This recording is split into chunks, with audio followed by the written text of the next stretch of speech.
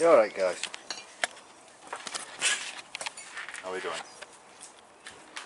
Right, so we had Cadwell Park last weekend. Amazing handling car apparently. Driver loves the handling of the car. Can't speak highly enough of it. But that doesn't take away from the fact that he's not over happy about the performance of the car. So obviously we had a massive rush for Brands Hatch, rebuilt the engine. We thought, oh yeah, it's just mistakes from there, but we've been over it and we can't find anything really that's explaining it, which is a bit of a trauma. Now we have had pointed out that the dampers, we use the SU carb as you know, the damper on the carb may be a bit oversprung, so we've took the spring out and we're going to order a different spring and thinning the oil out. Now this may improve performance, but it's still a bit of a head scratcher really, because we ran this spring in the carb at Silverstone and we were second on the grid at Silverstone. We were right up there. Obviously then the fuel pump failed, so we had to replace the fuel pump, so we replaced it with same branded item, just different pumps. This one as opposed to the cylindrical, which I believe is a higher pressure than this one.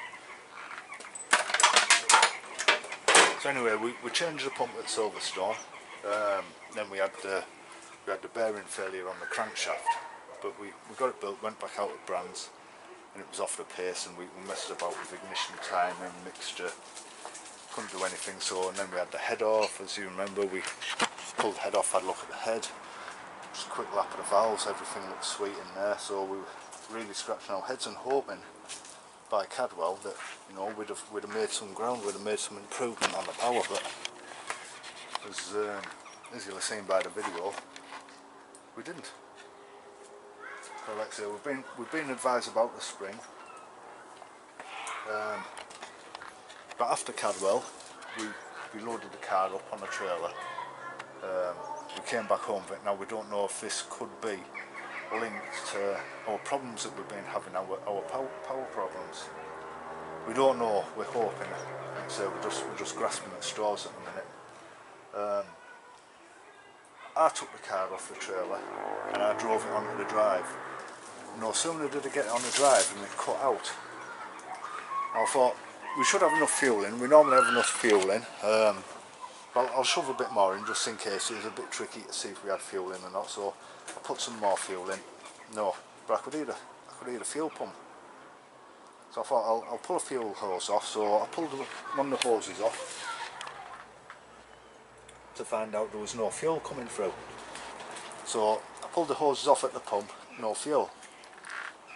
So I was like, oh great, got a fuel pump failure. So I'd rebuilt the other pump that we had failed at Silverstone, and that was running. So I reinstalled that pump, the one that we rebuilt, and it's up and running now. So we don't know, well, I've put an inline filter, an extra pre-filter, just to hopefully stop any muck getting in there, thinking it may be muck that's wiping these pumps out. So obviously that's two pumps in next to no time at all, in like a couple of hours, which is a bit up and above what you'd normally expect. So we're wondering, did that pump have a problem from the beginning? Like I say, it did make some odd noises, or is it just down to, I think the top out at 4.5 psi and these top out at 6.5 or 8.5 psi, so it may be down to fuel pressure. We've got the pump, the spring should be here next week, so we'll put the spring on, and then we're ready to rock and roll. We did have a little bit of damage, and I say a little bit of damage, so we've had to replace the wheel arch, which isn't a bad paint match really, considering this wheel arch was sprayed 10 years ago and this panel was sprayed at Christmas, so not a bad paint match really. Anyway, we're hoping we're hoping, as we're always hoping, to get the comb and have a car which is going to perform, because we're not strong at comb. We don't have a car that handles really well at comb. It doesn't seem to suit that circuit, but we don't want to compromise where it does suit. So fingers crossed that this time, being the last race of the season and everything, the car will be at perform and the driver will get a decent race, and everyone will fully enjoy themselves. Anyway, that's about it for now. Any more updates, you know, we'll get back to you. I'm going to crack on, get this geometry finished checking, and then get in, it's Sunday, and go watch some British touring cars. Right guys, see you later. Hope to see you at Castle Combe. Take care.